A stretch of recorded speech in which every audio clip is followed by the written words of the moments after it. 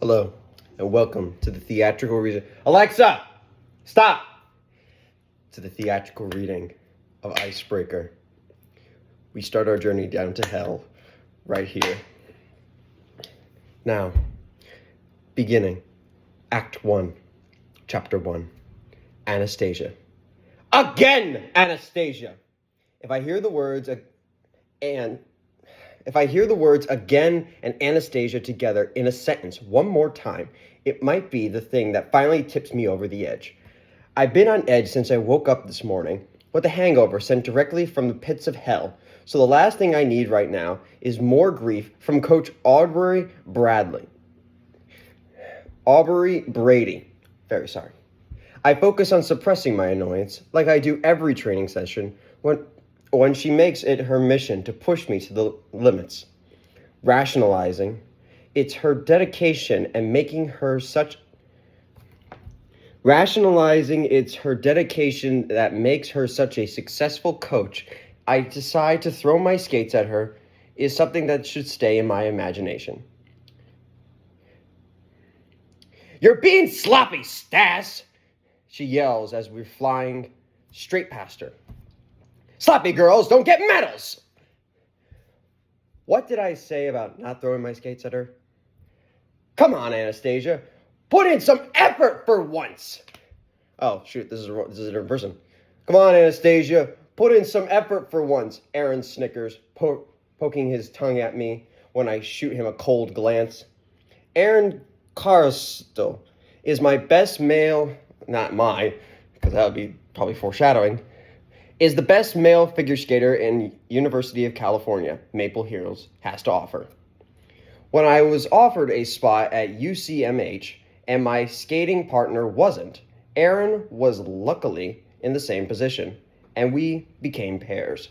This is our third year of skating together and our third year of getting our asses kicked. I have a theory that Aubrey is a Soviet spy. What the fuck? How the hell did the Russians come into this? I don't have any evidence, and my theory isn't well developed at all, actually. But sometimes, when she's screaming at me to straighten my spine or lift my chin, I swear a slight Russian accent slips out, which is peculiar for a woman from Phillipsburg, Montana. Comrade Brady was a figure skating superstar in her heyday. Even now, her movements are delicate and controlled.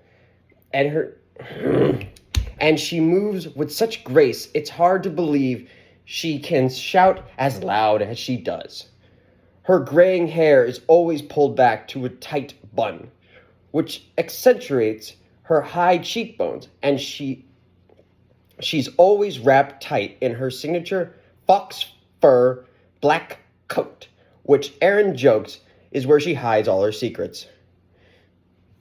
The rumor is she was supposed to go to the Olympics with her partner, Wyatt. However, Wyatt and Aubrey were practicing those lifts a little too often, and she ended up holding a baby instead of a gold medal.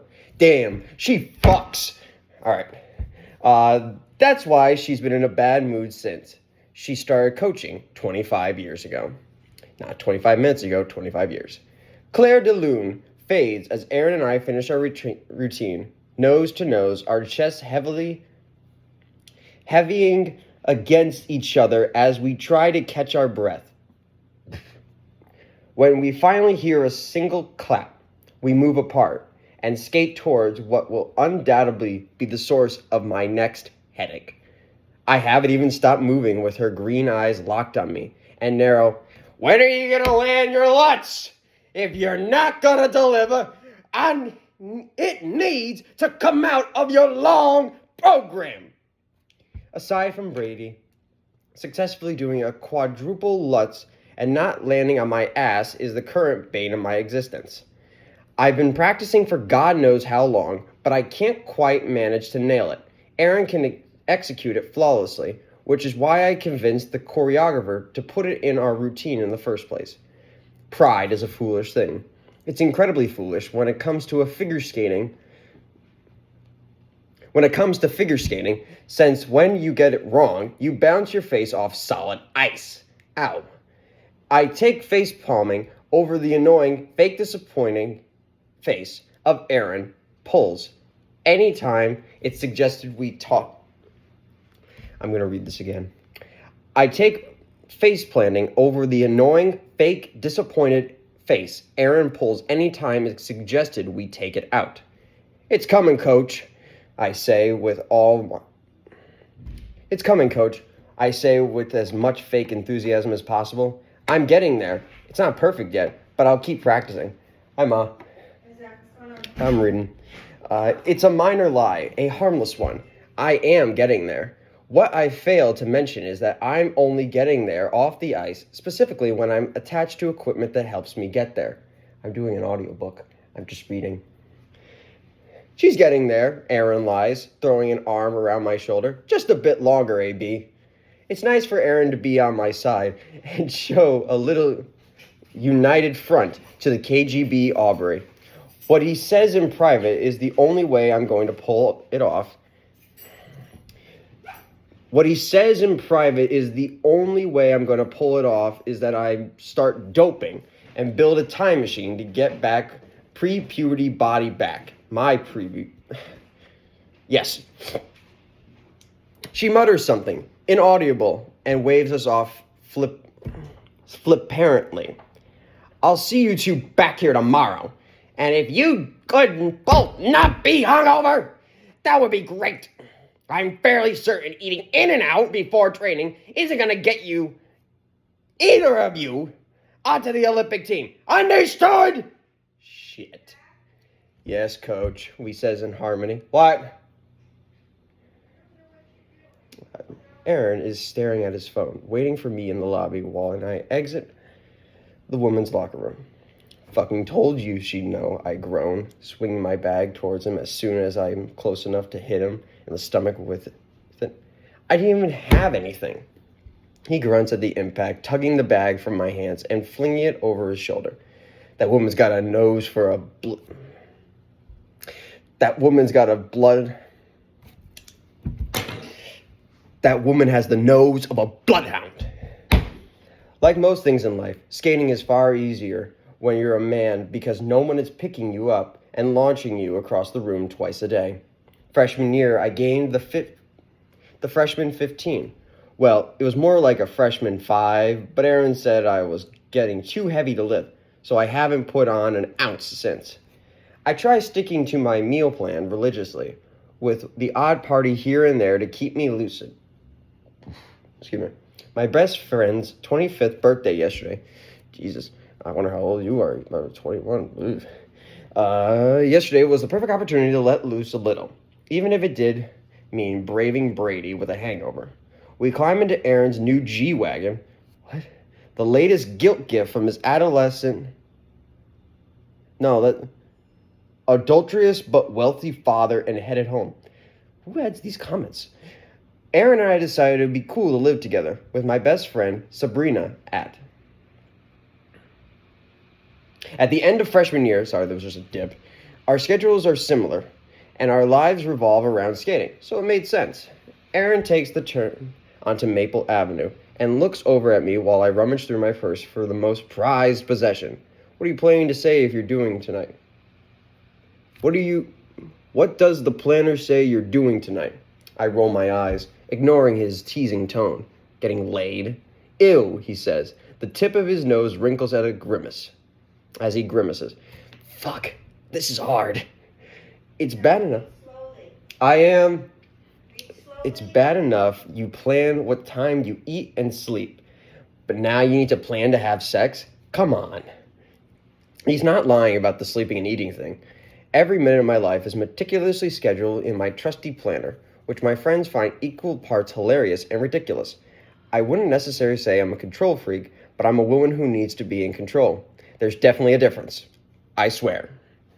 I shrug, suppressing the urge to point out that at least I'm getting some, unlike him.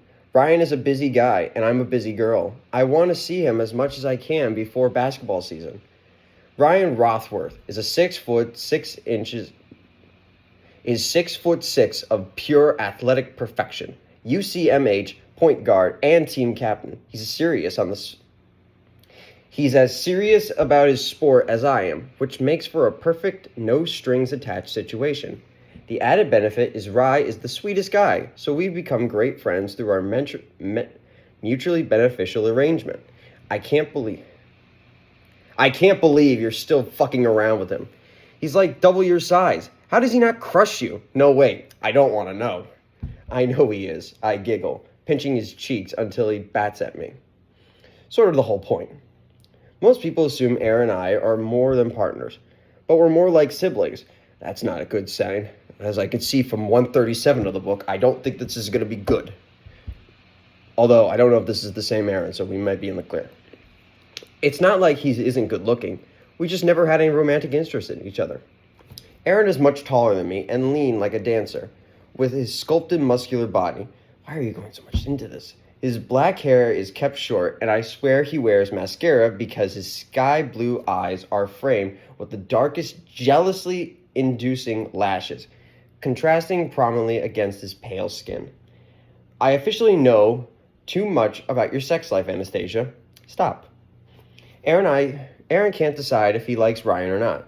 Sometimes he's cool with him, and Ryan gets to see the Aaron I see, the one who's fun to be around. You assume Ryan had personally ruined Aaron's life, or something with the rest of the time. Aaron can be so abrupt and harsh that it's embarrassing. It's unpredictable, but Ryan brushes it off and tells me not to worry about it. I promise not to talk about it for the rest of the drive home if you promise to give me a ride to Ryan's later. Said me. He contemplates for a minute or so. Okay, deal. Sabrina looks up at the sky. That is a salad, as she stabs aggressively with her fork and huffs. I'm just saying, whose dick is Olivia Albert sucking to get the lead role for the third year in a row? How do you write this and just not, how do you write this? I can't help but cringe at her harsh words, but I know what she means, and I know she doesn't mean that. She was already feeling delicate this morning after the copious amounts of alcohol we consumed last night at her birthday. So today wasn't the best day to find out she didn't get the part she wanted. I've watched every show for the past 2 years, and Bryn knows as well as I do, Olivia is an exceptionally talented actor. Excuse me. Can she not be very talented and not be sucking someone's dick? Who writes this? Is this a conversation people have? Anastasia, will you please let me be pretty petty for 5 minutes and pretend I don't know she's better than me? Aaron throws himself into the chair beside me, reaches over, and picks a carrot stick from my plate. What are we being petty about? Olivia Abbott from Abbott Elementary School. Broom and I respond in unison, and distaste in her tone evident as hell. She's hot. Might be the hottest girl on campus, he says nonchalantly, clearly not paying attention to how Sabrina's jaw drops. Is she single? Yeah. Ya Allah. To be fair, it does say Ya and Allah. I don't know how to read that. I don't know if it's Ya Allah. How am I supposed to freaking know? She doesn't talk. What? No, it says Ya and then Allah. I'm not. This isn't y'all. No, it isn't. She swans in, gets the role I want, and carries on being an anomaly. So, can you close the door? Sabrina studies performing arts, and it must be an unwritten rule that you have to have a larger-than-life personality because everyone I've met on her course is like her. It's usually an exhausting battle for attention, even as a spectator, but Olivia keeps to herself, and for some reason, it seems to bother people. I'm sorry, Brinny. There's always next time. That's not being helpful. That's very condescending. I thought this was from Aaron. I'm sorry, Brinny. There's always a next time, I offer.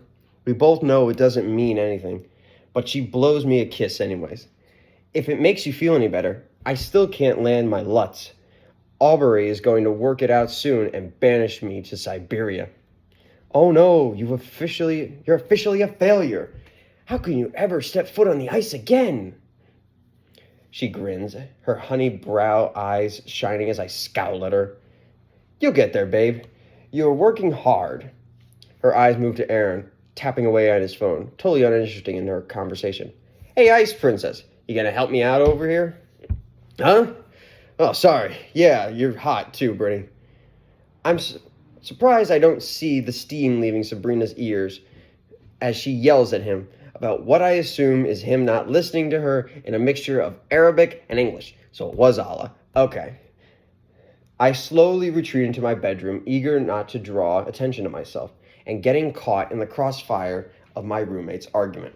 Living with Aaron and Sabrina is like living with siblings who always wanted to be an only child. Aaron, like me, is actually an only child, the miracle baby of his two aging Midwestern parents. Jesus, you gotta just drive the stake in. First you call his father adulterous, now you're saying they're two aging Midwestern parents? Jesus, that's like a kick in the nuts. Desperate to keep their marriage together. Living with other people after being his parents' pride and joy for 18 years was a big transition for him, and for us, who are the ones who have to live with him in his mood swings. Now, he's not in Chicago. Things between his parents are great, and we always know when they're extra bad because Aaron gets obnoxiously expensive and unnecessary. Oh, that's the parents. His parents are doing great, and they always know when it's extra bad is because Aaron gets a gift. That's very large. Like the G-Wagon. In contrast to the two of us, Sabrina's from a huge family. Being the youngest and the only girl with 7 older brothers guaranteed her the #1 spot in her house. After being constantly showered with attention, she traveled so far from her native Brooklyn for some peace. When we first met the first time, she said she considered going to college in Algeria, where her parents are from, but she changed her mind quickly when a few of her brothers suggested moving with her. She also realized there wouldn't be any frat parties. I'm still hiding out in my room when my phone buzzes and Ryan's name flashes my screen. Ryan. Text. The boys want to throw a party tonight. Your place instead? They were supposed to be going to a pep rally or some shit, but now they're staying home. Just want to be alone with you. Sure, roommates are in though. Me. Stacy. Sure, roommates are in though. We have to keep it quiet. Ryan. Ha. Should probably give yourself the instruction. What? Should probably give yourself that instruction in the mirror. Ah. You free now? Stacy. Yeah, come over. On my way, bringing snacks. Everyone friends again? I call out cautiously as I make my way from my bedroom to the living room. They're both fixated on the Criminal Minds rerun on the TV. Damn, name dropping a popular series? Damn, you got some balls. But I get a faint yeah in response, letting me know they're safe to approach. I lean over the couch for a handful of popcorn from the bowl resting between them, and making a mental note to add it to my food tracker when I get back to my room. So the basketball team is having a party. I was wondering if we will go with you. Aaron abrupts, sounding uncharacteristically hopeful. Jesus Christ, that's a big fucking word. How the hell do you... No. Sabrina spins to face me, her chestnut brown curls bouncing around as she shoulders and delight written all over her face. If we mind that Ryan wants to come here? Yeah, how did you cough up?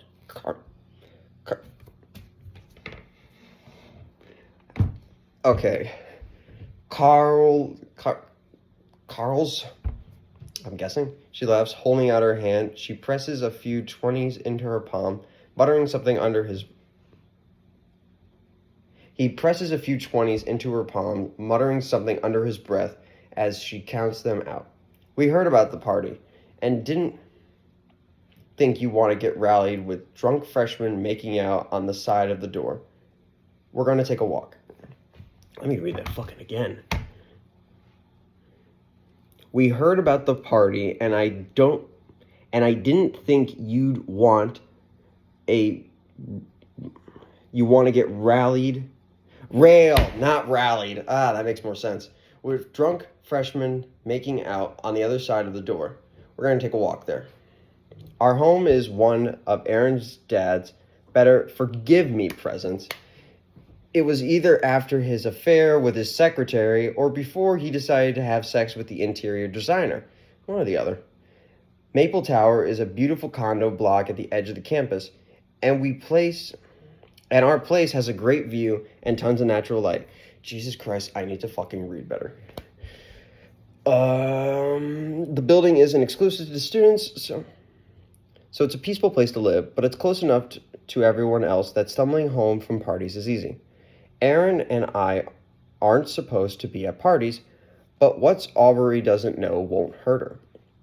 I've already watched Sabrina try in 10 different outfits when Ryan texts to let me know he's finally on his way, giving me an excuse to leave her and her 10 almost identical black dresses. The butterflies I get when there's a knock at the door and I know Ryan is on the other side of it were strange to me at first, but now it's cute. He's practically filling the doorway when I open the door to let him in. His messy blonde hair is still damp. Is Ryan the hockey player? No, he was the basketball fucker. I can't quite put my finger on it, but which is now weirdly comforting to me. His head dips to mine, and his lips press against my cheek lightly. Hello, beautiful. He hands me the bag of snacks he always insists on bringing, because apparently I don't eat enough, and I don't have anything good to eat when he's here. Ryan eats more than any person I know, and his version of good is always loaded with sugar. Jesus Christ, it's fucking hot. For some reason, Aaron and Bryn are watching us from the living room like they've never seen any other human being before, like a safari. Ryan laughs when he spots them, fortunately. He's used to their antics by now, and he offers them a quiet hello as I lead him in the direction of my bedroom. Hey, Rothwell, Sabrina shouts as we reach my door. He lets go of my hand, turning around to face her. Yeah. She's leaning over the back of the couch, and I know from the mischievous look on her face, I don't want to hear whatever she has to say. Since my bedroom is next to Stacy's, and I'm going to be listening to your grunting and... All right, full intensity here. I'm going to be listening to your grunting and ball slapping all night. My eyes widen as far as they go from behind him. Can I have the code to your room so I don't have to fight for the shared bathroom at the party at your place? Campus housing has electronically coded locks on the bedroom doors for security. Ryan's room has a private bathroom, so Bryn's request is a good idea since the bathroom line gets ridiculous the drunker people get. It's her delivery that's going to require some serious work. Sure, I'll text it to you. No snooping. I'll lie. I'll know if you have. She holds up the peace sign. Scout's honor. Enjoy all the sex. Jesus, Bryn. I groan loud enough for her to hear as I drag Ryan into my room away from her. I'm so sorry. I like her. She's funny, he chuckles, taking my face between his hands and tilting my head up so he can kiss me. Okay, this is probably the part where it starts getting bad. So, let me just read. Oh no, it doesn't get that bad. Okay. It's soft at first, then more urgent as the tongue moves inside of my... Okay, so it is bad. His hands travel down my body gently until they reach my thighs, scooping me up in one quick motion. My legs automatically wrap around his waist, my body familiar to doing this after doing this so many times. There's a banging outside my room, which I think is my roommate leaving, but every hot kiss... God damn.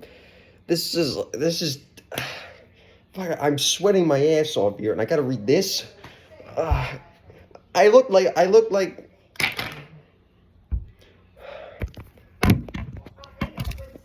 Alright. But it suddenly plummets to the bottom of things on my mind when Ryan lowers me down into the bed, climbs on top of me. How was your day? He mumbles beneath my ear. He always does this. He kisses me. God, I don't want to read this. He kisses me perfectly, positioning his body between my legs. Applies enough pressure to have me scramble the thoughts in my head. And then he asks me something mundane, like, how was my day?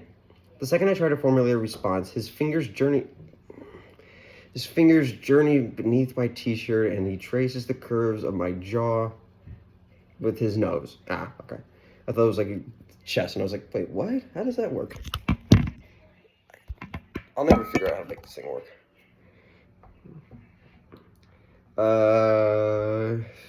Every inch of my skin feels like it's buzzing, and he hasn't even done anything yet. It was, fine. I skated. His body rocked as he laughed. You skated? Sounds interesting. Why don't you tell me more, Alan? I hate him. I really, really hate him.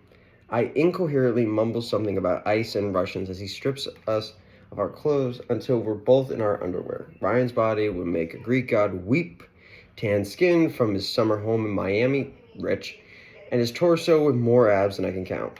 It's probably 6, because if he has 8, then he probably has a disease or something. Forget a Greek god. It makes me want to weep. No.